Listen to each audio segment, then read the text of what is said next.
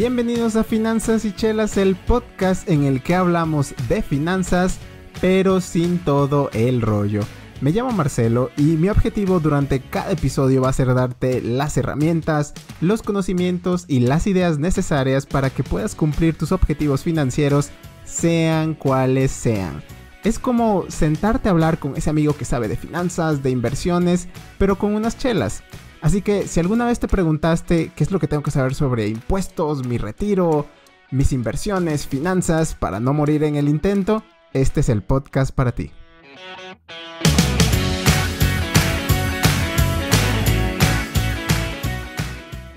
Bienvenidos amigos a otro episodio de Finanzas y Chelas, donde hablamos de finanzas, pero sin todo el rollo. Y amigos, hoy vamos a hablar de un tema que parece de miedo. Creo que todos sentimos que está en todas partes, da miedo si se nos aparece y es un buen traje de Halloween, por lo menos aquí en México. Y estoy hablando del SAT, amigos, que es el Servicio de Tributación Mexicano. Pero ¿saben qué? Creo que muchas personas, creo que tú y yo queremos estar bien con el SAT, no queremos tener problemas, pero simplemente no le entendemos. Como que le entendemos más a Game of Thrones, le entendemos más a Dark en Netflix que al mismo SAT. Es más, yo personalmente llevo algunos años trabajando y solamente desde hace poco, en realidad, puedo decir que le empecé a entender al SAT. Ahora, como para dejar las expectativas un poco claras, esto no es un episodio sobre cuántos impuestos tienes que pagar, cómo tienes que pagar los impuestos de tus inversiones. En verdad, para todo eso creo que necesitas ayuda un poco más avanzada. Pero toma esto como un capítulo introducción, como un acercamiento a todo lo que es el SAT. Y para nuestros oyentes internacionales, este capítulo va a estar muy enfocado a México. Cada país tiene sus propias reglas, sus propios impuestos. Y el tema depende totalmente de las leyes. Pero si crees que esto te puede ayudar para entender tu propio sistema, pues estás muy invitado y no sé, creo que va a ser algo que nos puede ayudar a todos. Pero como este es un tema en el que no me siento totalmente experto, no me voy a aventurar a él solo. Y para esto tenemos una invitada especial hoy. Se llama Isabel Armenta de @marfiscal. Bienvenida Isabel al podcast, ¿cómo estás? Hola Marcelo, muy bien, gracias. ¿Y tú? Todo bien, todo bien. Isabel, muchas gracias por estar aquí en el podcast, por tomarte el tiempo. ¿Por qué no nos cuentas un poco algo rápido de quién eres, qué es lo que haces, etcétera, como para que te vayamos conociendo? Claro que sí, Marcelo. Muchas gracias a ti por la invitación. Yo encantada de estar aquí y de platicarles un poquito del tan temido SAT, que no es tan malo ya que lo conoces, pero Sí. te platico brevemente. Yo tengo 27 años, soy de Sinaloa, pero ya tengo 2 años viviendo en Jalisco. Y pues estudié Contaduría y Finanzas. Actualmente estoy estudiando una maestría en impuestos aquí en Guadalajara y me fascina todo lo que tiene que ver con impuestos y el SAT. Te podrás quedar así con cara de ¿qué? Pero la verdad es que mi carrera me apasiona. Ya tengo 7 años ejerciéndola. Inicié a practicar desde que entré a la universidad. Y pues me ha tocado vivir las 2 reformas fiscales más sonadas del país, digámoslo así, que ha sido la reforma 2014 y ahora la reforma 2020. Entonces, pues encantada de poderles compartir un poquito y derribar ciertos mitos y miedos que hay acerca del SAT. Como ¿Sí? dijiste, tengo una cuenta en Instagram que se llama @marfiscal_ y ahí continuamente les estoy compartiendo tips, respondiendo algunas preguntas, se hacen dinámicas, etcétera, que les puede ayudar a darles un poquito más de luz. Sí, y no, en serio, les recomiendo la cuenta, amigos. Yo mismo la sigo. Créanme que con los tips, con algunas cositas que ahí sube Isabel, me ha salvado la vida por lo menos un par de veces. Pero muchísimas gracias, Isabel. La neta que este es un tema que como que entre que da miedo, pero lo tenemos que hacer y como que no quieres hacerlo. No sé, es como ir al dentista o algo así, pero gracias por compartirnos lo que sabes. Y pues bueno, amigos, ya lo he dicho antes, pero este capítulo en serio nos tomó horas de preparación de ambas partes, coordinar calendarios, toda la chamba que está detrás, créanme que fue tiempo de ambas personas, así que si te llevas algo chido de aquí, por favor, compártelo, síguenos en Instagram, sigue a @marfiscal_, créeme que todo esto solo te puede ayudar más, dale like donde sea que puedas darle like, y pues bueno, eso en realidad nos ayuda a todos a seguirle y nos inspira mucho, pues nos motiva a seguir con todo esto, pero bueno, ahora sí, Isabel, ¿por qué nos vamos ya con la carnita del episodio? Vamos a darle. Vamos a darle. Las preguntas que te voy a hacer hoy son varias preguntas que me han llegado de la gente que nos escucha, un poco de lo que yo he vivido en mi vida.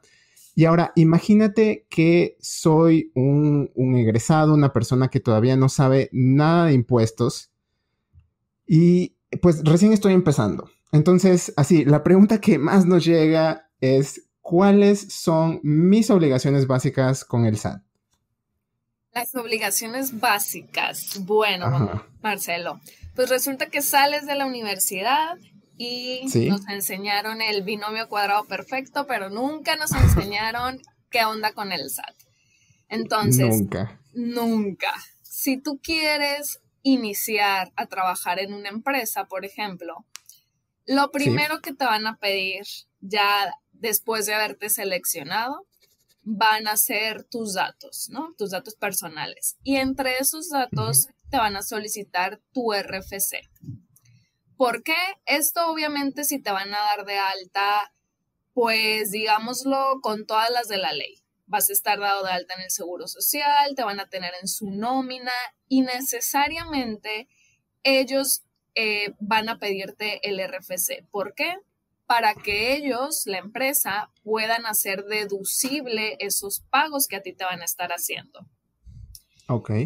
Entonces, si tú no tienes RFC en ese momento, vas a necesitar inscribirte en el SAT, solicitarlo. Ok. Oye, una pregunta ahí, paréntesis. Para yo inscribirme con el SAT es cuestión de ir al SAT y pues bueno, ahí que pase lo que tenga que pasar. Tengo que llevar mis datos, etcétera, y ellos me generan mi RFC. Sí, fíjate que puede inscribirte el patrón con tu CURP y puede ser en línea. Vas a tener el domicilio del patrón, pero para que tú puedas tramitar tu fiel o tu e-firma, ahí sí necesitas ir necesariamente al SAT porque es una cita presencial. Okay. Entonces yo te recomiendo que para inscribirte en el RFC vayas al SAT, ahí mismo te van a dar tu e-firma y ya vas a tener tus papeles en regla, digámoslo así. Para los que no saben qué es esto de la e-firma, es un archivito que da la validez como si fuera tu firma autógrafa. De hecho, cuando tú vas al SAT a hacer esta cita, te van a tomar huellas, te van a tomar el iris, porque le da la validez a lo que firmes con este archivo, le da la validez de tu firma autógrafa. Ok, entonces, tomando nota, e-firma, súper importante. Súper importante.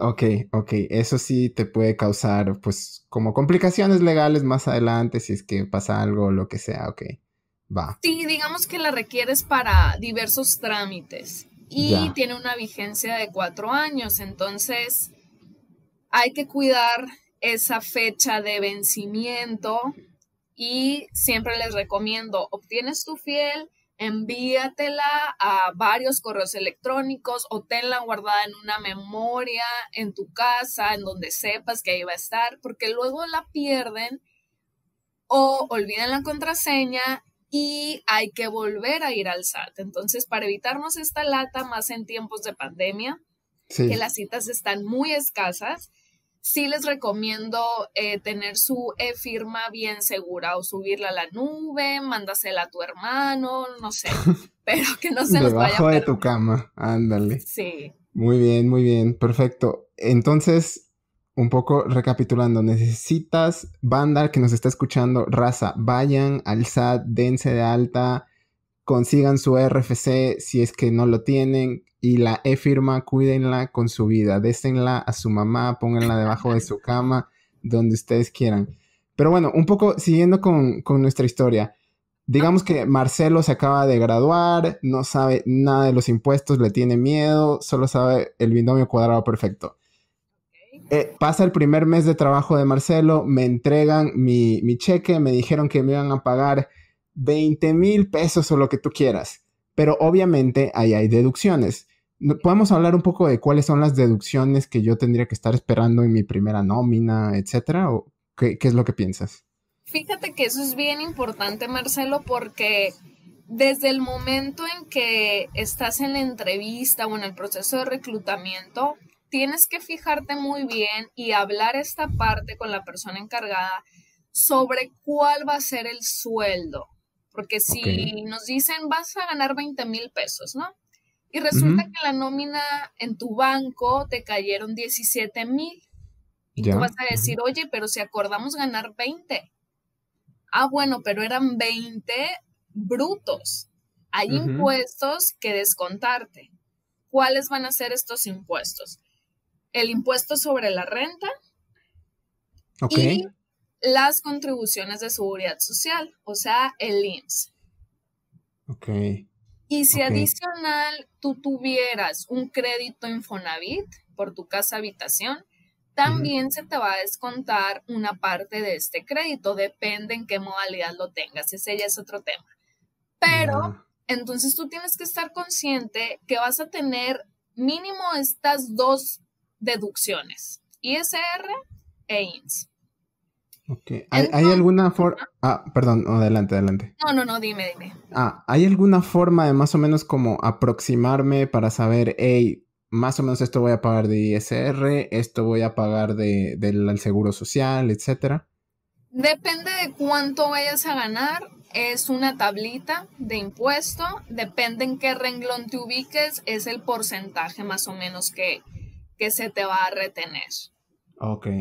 Pero sí hay que estar consciente de esto y al momento de negociar el sueldo, saber, 20,000 brutos o 20,000 netos, para no llevarnos la desilusión al momento de que nos caiga en nuestra cuenta bancaria. Sí, no estar haciendo préstamos por los 20,000 y que luego al rato te caen 15, 16 y es como...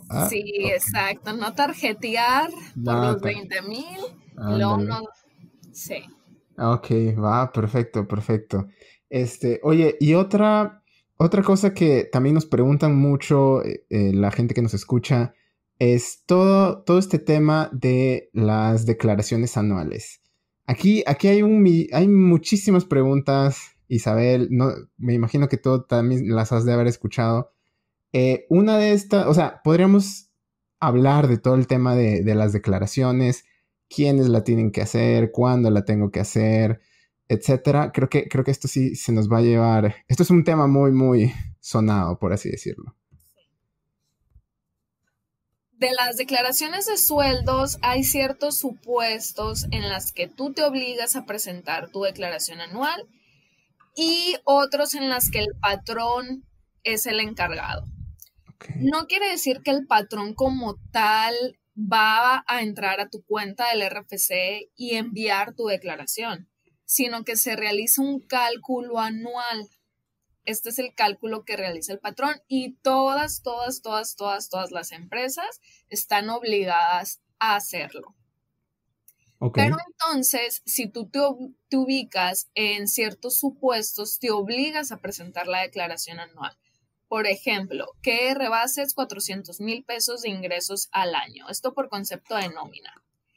Y aquí son 400,000 pesos brutos. Entonces volvemos a la importancia de identificar muy bien si tu salario es bruto o neto. Porque si tú te vas con la finta y sacas cuentas y dices, no, pues lo que me ha caído en el banco en todo el año no rebasa los 400,000, te vas a estar equivocando muy probablemente. Entonces, cuidado, raza, no ganen más de 400,000 pesos. Si les dicen que quieren ganar más de 400, díganles que no. No se crean. Entonces, si gano 400,000 al año, ahí ya a fuerzas tengo que hacer mi declaración yo solito. Exactamente. O si Oh, dejas de trabajar antes del 31 de diciembre de ese año, o que tengas más de un patrón, o oh, que tengas sueldos y salarios y adicionalmente otro tipo de ingreso. Por ejemplo, trabajas en una empresa y además te dedicas, tienes un restaurante, por ejemplo, o ya, trabajas en una empresa, pero también haces freelance. Entonces, si estás en otro régimen adicional de sueldos y salarios, también ya te obligas a presentar tu declaración anual.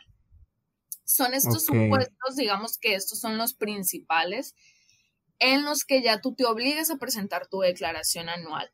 O también, ajá, si tienes deducciones personales, tú puedes optar por presentar tu declaración anual. Y hay que comunicarle al patrón, hay que decirle a través de un escrito que generalmente en las empresas ya lo tienen y te lo proporcionan, en la que tú le comunicas que vas a efectuar por tu cuenta tu declaración.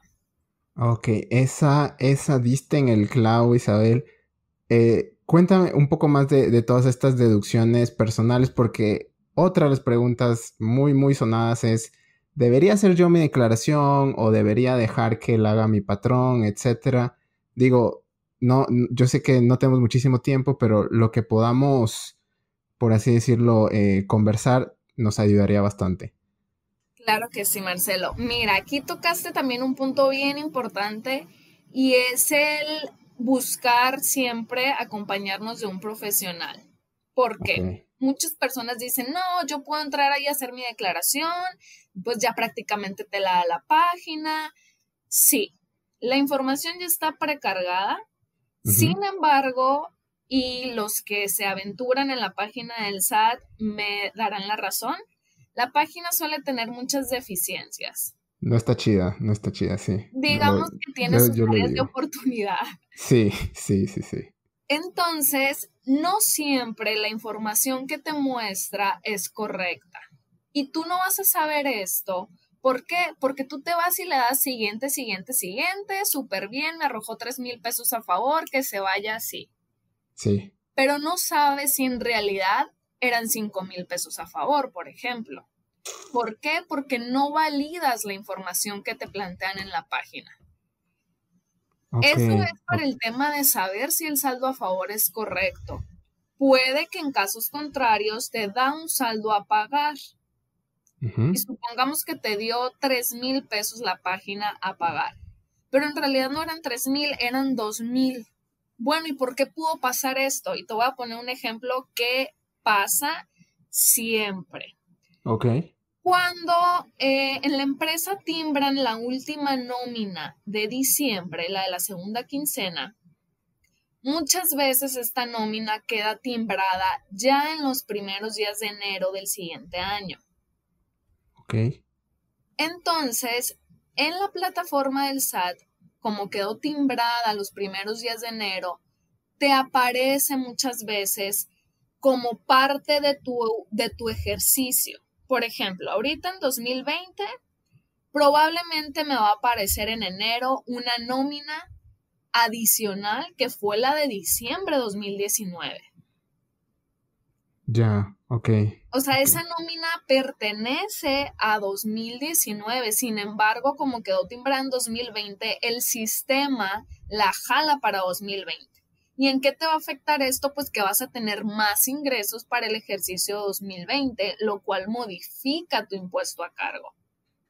Puede sonar un Mm. poquito enredoso, pero Sí, sí. es a lo que te digo que te arriesgas o que te atienes al tú presentar tu declaración anual, que realmente no vas a revisar que la información sea correcta, ni vas a realizar un cálculo con la información correcta.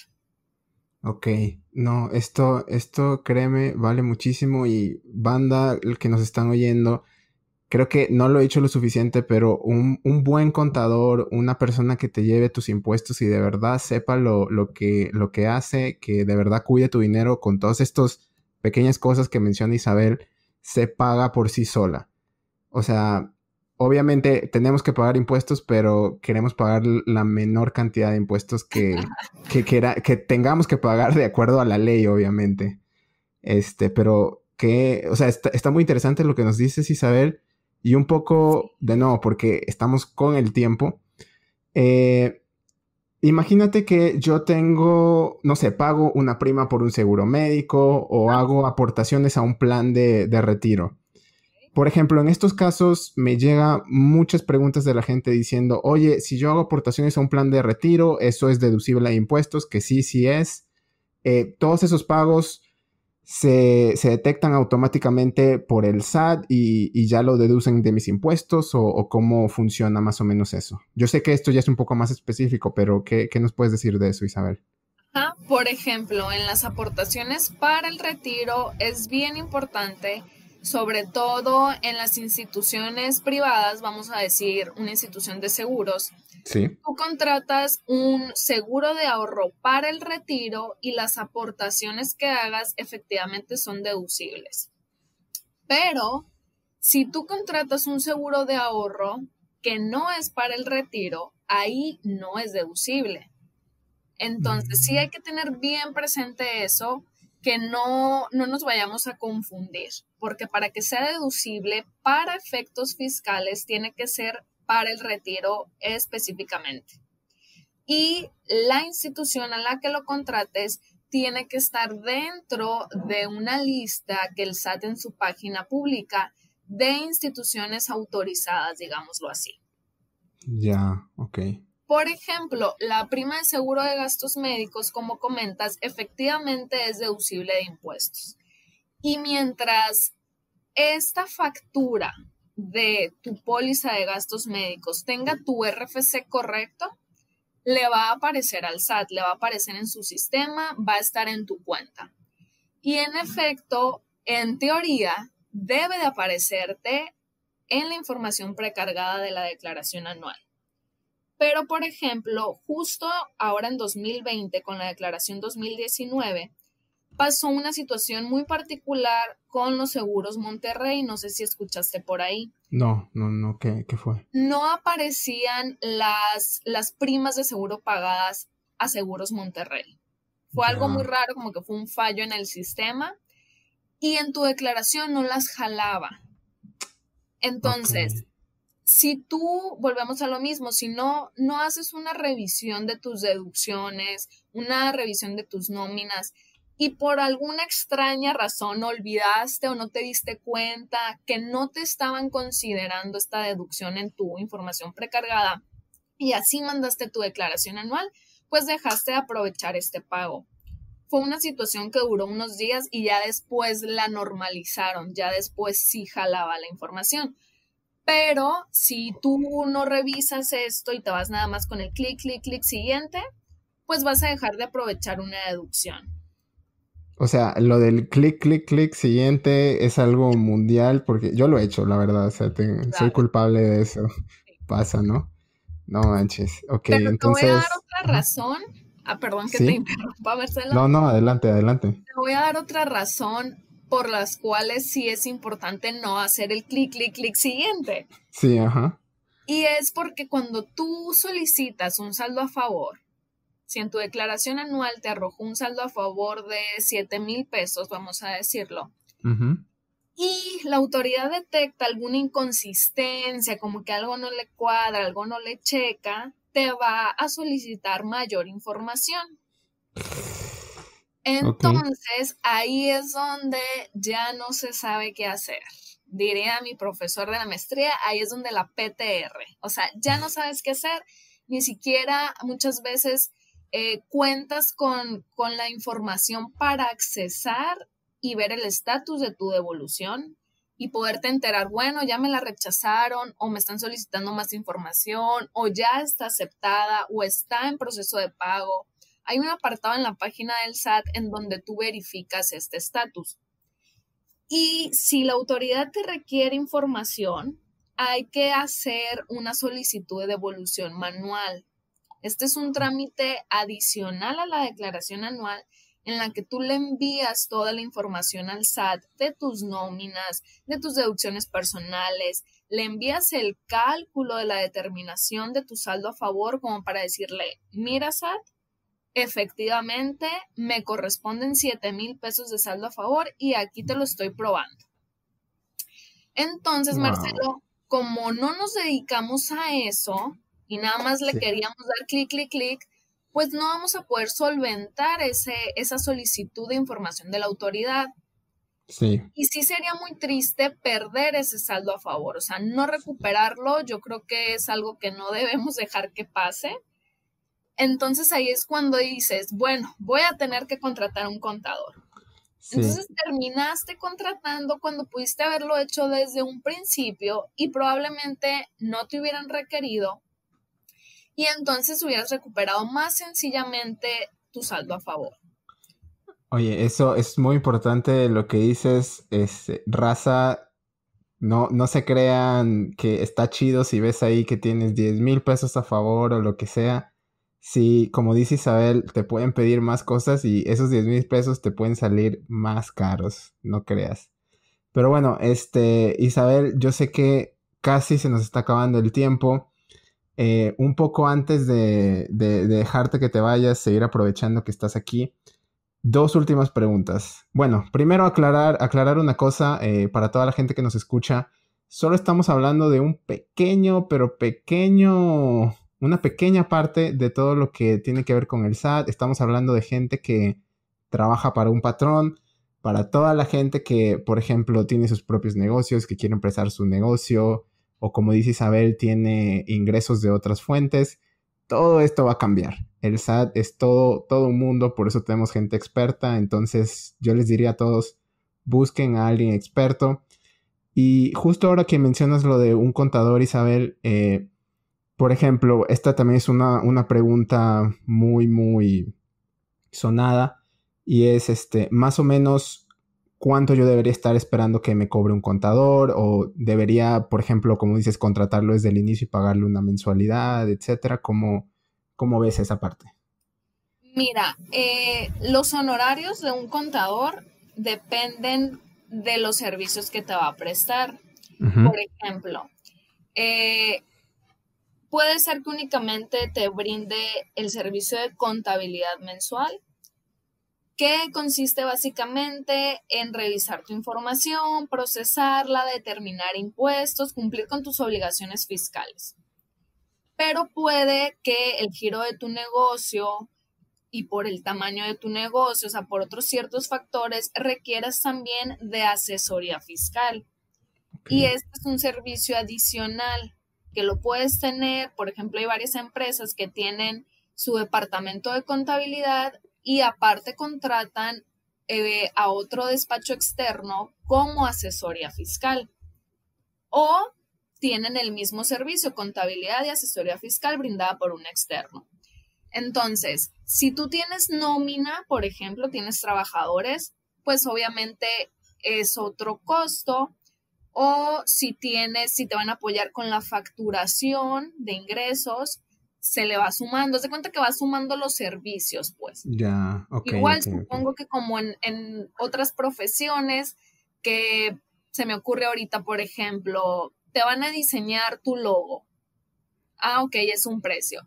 Adicionalmente, quiero que me vean el tema de registro de marca. Ah, ok, le vamos sumando, ¿me explico? Entonces se Sí. van sumando los servicios que te van a prestar y también influye, y es uno de los factores para una cotización, el número de movimientos bancarios. ¿Qué quiere decir Ya. esto? El número de transacciones, de entradas y salidas de tu banco. ¿Por qué? Ya. Porque cada movimiento hay que revisarse, hay que buscarle un soporte. Ya, ok. Y por ejemplo, me imagino que ha de ser algo parecido en el caso de personas físicas, de los mortales como yo, como todas las personas, ¿no? Sí, es correcto. Por ejemplo, puede ser una persona física de honorarios profesionales. Por ejemplo, se me ocurre un dentista, un psicólogo. Tiene ciertos movimientos al mes, se le apoya con la facturación, no tiene empleados porque generalmente es él nada más. Entonces no va a ser lo mismo el honorario para esta persona que, por ejemplo, para una persona física que es dueña de un restaurante. O para una persona física que tiene una comercializadora y que ahí ya tiene empleados, que el número de movimientos al mes es mayor. O sea, sí depende de ciertas cuestiones. No pudiéramos decir que es un traje a la medida, o sea, que es más bien una medida estándar, ¿no? Es un traje a la medida dependiendo de los requerimientos y de las necesidades de cada persona y de cada proyecto. Ok, entonces me imagino que también los precios van a ir así variando muchísimo dependiendo de todas estas cosas, ¿no? Es correcto. Lo que sí les puedo decir es que les den un contrato de prestación de servicios y una cotización, o sea, que todo quede muy claro sobre qué servicio van a recibir y qué incluye ese honorario mensual. O, por ejemplo, en el caso de declaraciones de sueldos y salarios, ahí como durante todo el año no se lleva una contabilidad como tal, únicamente es la declaración anual y el trámite de devolución, pues eso se cobra, digámoslo que por una única vez. O sea, el trámite de la declaración anual y el trámite de la devolución. Ya, ok. Es un solo pago, va. Exactamente. Perfecto. Pero sí es muy importante que todo lo tengan por escrito para luego evitar las tristes historias de que mi contador resulta que yo no sabía y no me había presentado tales declaraciones. Entonces sí es muy importante eso y que cada mes les den su declaración, su llenado de la declaración y el acuse de la presentación de la declaración. Esto es muy importante. No ustedes, o sea, nosotros, las personas, los dueños de negocio, somos los que vamos a pagar los impuestos. Sí. Te lo menciono porque me han tocado historias, tristes historias. Sí. Antes más, creo que ahora en la actualidad ya es muy raro ver este tipo de casos, pero por si acaso, en la que le daban el dinero al contador porque el contador les decía que les tocaba pagar tanto de impuestos y le daban el dinero y pues resulta que nunca se pagaban estos impuestos.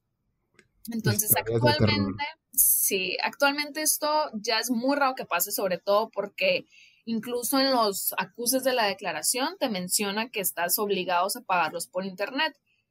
Pero, por si acaso, realmente los que tienen acceso a las cuentas bancarias es el dueño.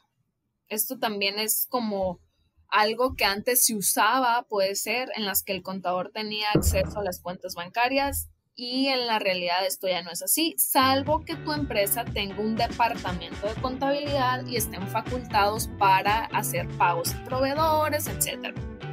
Ok.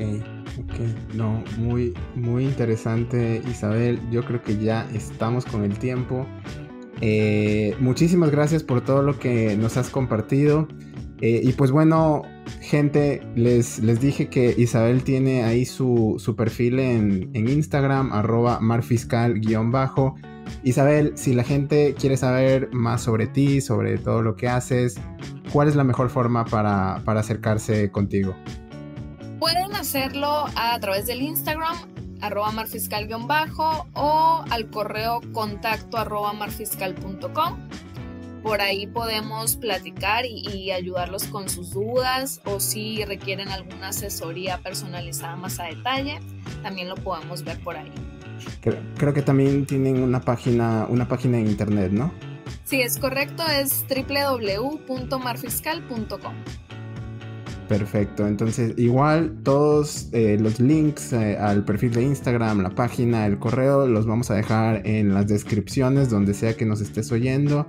Y pues básicamente eso era el capítulo de esta semana, amigos. De nuevo, muchísimas gracias, Isabel. Como les dije, esto es solo una introducción muy chiquita a todo lo que tiene que ver con el SAT.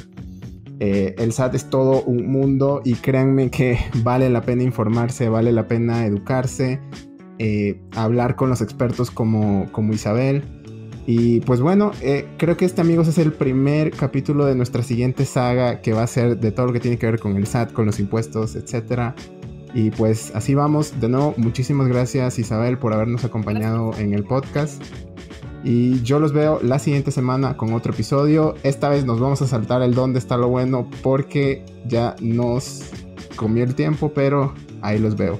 Muchísimas gracias y chao.